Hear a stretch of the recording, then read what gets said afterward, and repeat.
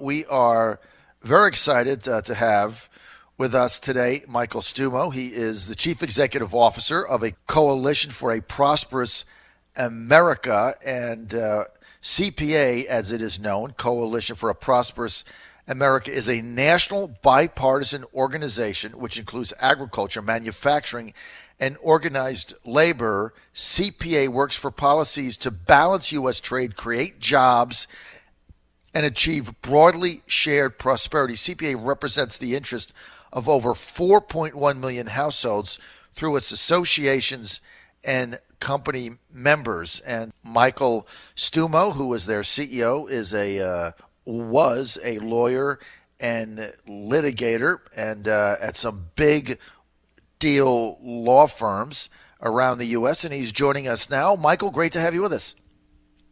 Good morning, John. Great to be here. Okay, so let's get to the meeting that the president had with President Juncker last week of the European Union. You know, the president said, look, we simply are not going to be taken advantage anymore by the EU. We're done with that. We've got massive trade imbalances all over the place. We can't get our goods in there. There's all these tariffs, value-added taxes. We only have 2.5%. We're done with that. So I'm just going to put a tariff on all vehicles. Have a good day. Hope things work out. Juncker comes to the U.S., comes to the White House, and all of a sudden they go from screw us trade, which is basically we get screwed, to what you're calling strategic trade. How did this happen?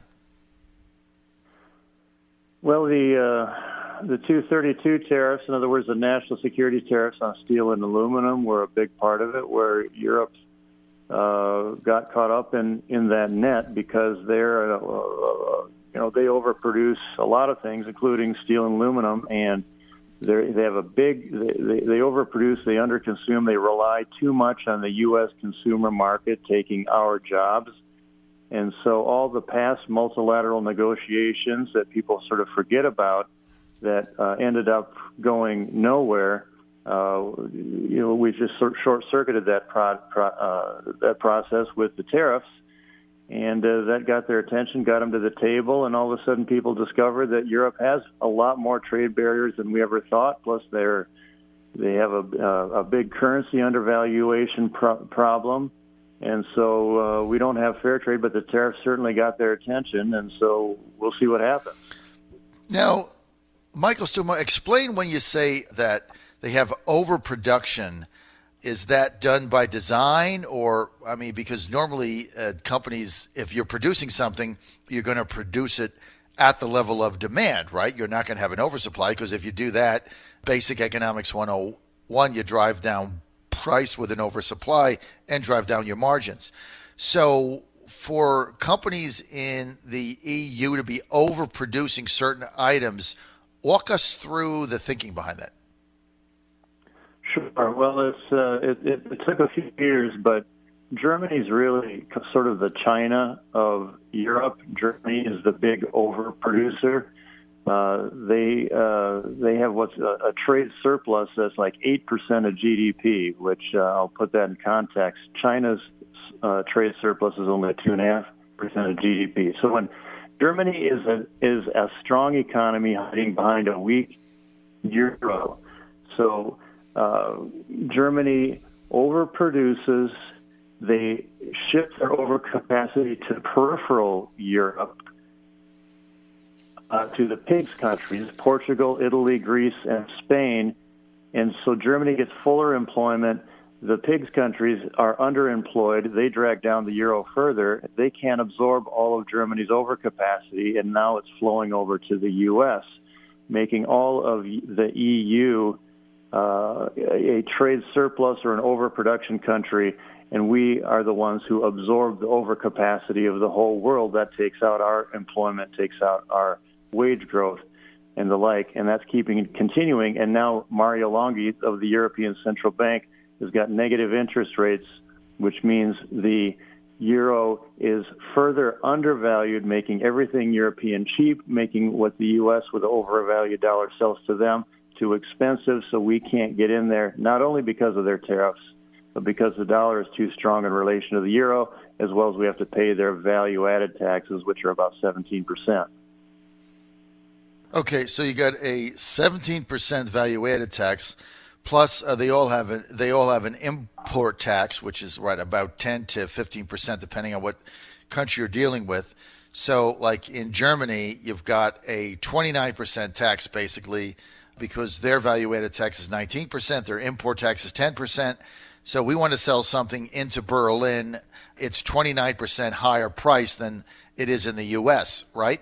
Germany, on the other hand, right, produces something, they sell it into the U.S. Germany is about 25% undervalued, the euro in relation to where it should be for Germany, so that's another 25% currency tariff on top of what you just said. Okay, so they're artificially keeping the value of the euro down, so money there is cheaper, so that adds another 25% on. So just to put this in perspective, if you've got a car that's being sold, let's take an F-150 truck or whatever, you take anything, and it's made in the U.S. and it's sold for $40,000, okay? You lose 25% value in the devaluation of the euro. That takes it to $50,000. Now you've got another 30% import fees and value-added tax.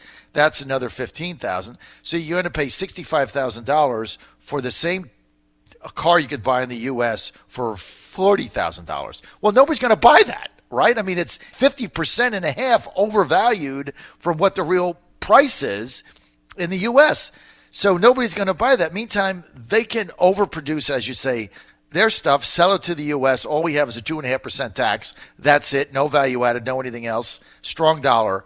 And so that's why we have these massive trade deficits, right? Exactly. Well put. So the president has said, look, we've got to level this playing field. So you want to sell a BMW in America, you're going to have to pay a 25% tariff so that we can even this out, so that we don't have this kind of deficit. And if you don't want to pay the tariff, I get an idea, come and make the Beamer here and then employ our people, employ our wages. And that isn't even taking the devaluation, Michael, of the euro into consideration, which, as you brought out, is a separate issue, all right? So for any, so-called free trader, right, why wouldn't they look at that like we do and say, yeah, this doesn't make any sense? Why? They're focused on cheap consumption. They want to grow through cheap consumption. And when George Washington and Alexander Hamilton and the rest were building our country in the 1800s and put up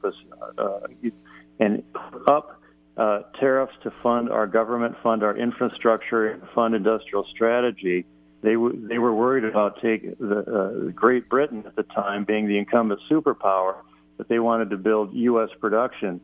They could have chosen to just buy cheap goods from Europe, and we would have still been an agrarian banana republic. But they didn't. They built our industry. So the difference is the modern economists, pundits, and many of the Washington officials are focused on cheap consumption rather than productive capacity, which is how countries grow. It's how China grew. They didn't grow through cheap consumption. Germany didn't do it. They grew through growing their productive capacity, and that's where they're missing the boat today. Well, Michael, they would say that cheap consumption benefits the consumer, right? Because you can buy things cheaper without a tariff. Obviously, if you want to buy, let's go back to the BMW. That's not many people can afford that. So let's take a Volkswagen, right? You want to buy a Volkswagen made in Germany, comes over, you pay 2.5%. So it's cheaper than with a tariff. So they say, well, but it benefits the consumer. How do you respond to that?